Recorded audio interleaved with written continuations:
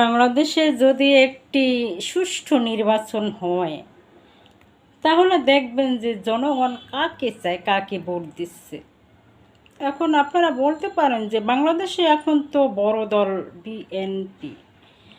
এই যে বিএনপি এদেরকে এদের যে মানুষজন আছে এরা বাংলাদেশের ৩০০ আসনে যদি আবারও নির্বাচন করে, এদের যে জনপ্রিয়তা, সবাই তাদেরকে ভোট দিয়ে দেশ চালানোর সেই সুযোগ করে দেবে। অনেকেই মনে করেন, 99% মানুষ মনে করেন। এদিকে আবার জামায়াতে ইসলামী তারাও কিন্তু একটু একটু করতে করতে তারাও এখন দলটা বড় হতে চলেছে। কিন্তু দেখা যায় এখন সুষ্ঠু একটি নির্বাচন হলে এই জামায়াতে ইসলাম কিন্তু বিরোধী দল হিসাবে থাকবে। আবার এটাও বলা যায় যে এনসিপি বাংলাদেশ নাগরিক পার্টি, এরা কিন্তু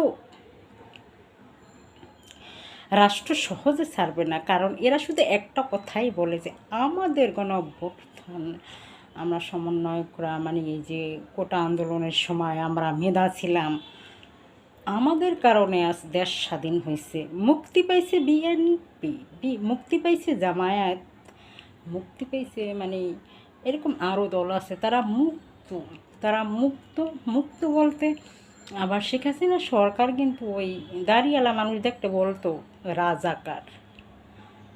যদি তার দলে না যেত, মনে করতো রাজাকার, ও আমার দলে আসবে কেন? যদি তার দলে যেত তাহলে তার দাড়ি থাকলেও সমস্যা হতো না, সে বঙ্গবন্ধুর লোক।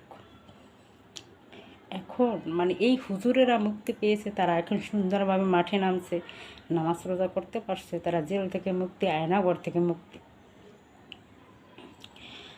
এখন আমি একটা কথা বলতে চাই, বিএনপি আল্লাহরে আবারও মানুষ ভোট দিয়ে এদের বদনাম করতে আসে যে এরা সন্ত্রাস, এরা চাঁদাবাজ। আসলে এই দলটা অনেক বড়, এই জন্য এদের নামের উপরে কিছু লোক চলে, এদের নামটা ব্যবহার করে বিএনপি। আমি বিএনপির লোক, আমি তারেক জিয়ার লোক, এরকম কথা বললে বিভিন্ন জায়গায় স্বার্থ হাসিল করে এবং পকেট বাড়ি করে।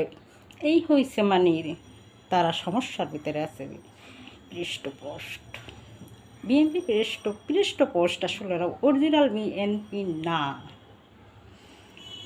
সুষ্ঠু নির্বাচন হলে দেখা যাবে, নিরপেক্ষ যদি একটি নির্বাচন হয়, জনগণ কাকে চায় এটা আমরা আশাবাদী যে আমরা দেখতে চাই যে আসলে বাংলাদেশে এখন কবে নির্বাচন হবে, কি হবে, কারা চায় কারা চায় না, এটা হইল বিষয়।